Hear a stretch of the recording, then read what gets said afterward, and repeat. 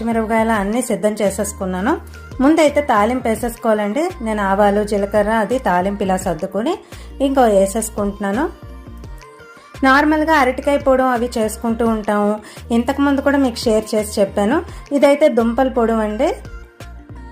దీనికి ఏమేమి కావాలో ఎలా చేయాలో ఇప్పుడు ఇందులో షేర్ చేస్తాను. ఇదిగోండి తాలింపు ఏగిపోయాక మనకి నార్మల్గా పప్పులు అవి వేసుకుంటాం కదా, మినపప్పు శనగపప్పు వేసుకోవాలి. ఆవాలు జీలకర్ర నేను ముందే యాడ్ చేస్తాను. ఇలా తాలింపు వేగిపోవడమే. మనకి ఆల్రెడీ కరివేపాకు కొత్తిమీర నేను అన్నీ కూడా పెట్టుకున్నానండి, సర్దుకుని పెట్టుకున్నాను. ఒకసారి ఆవాలు తాలింపు పోపు గింజలు వేగిన వెంటనే నేను ఉల్లిపాయలు పచ్చిమిరపకాయలు కూడా సిద్ధం చేసుకున్నాను కదా, అది మనం ఇందులో యాడ్ చేసేసుకోవాలి పోపు వేగిన వెంటనే. ఇదిగోండి ఇప్పుడు ఉల్లిపాయలు పచ్చిమిరపకాయలు కూడా మనం వేసేసుకున్నాక చాలా సింపుల్గా చాలా ఈజీగా చేసుకోవచ్చండి.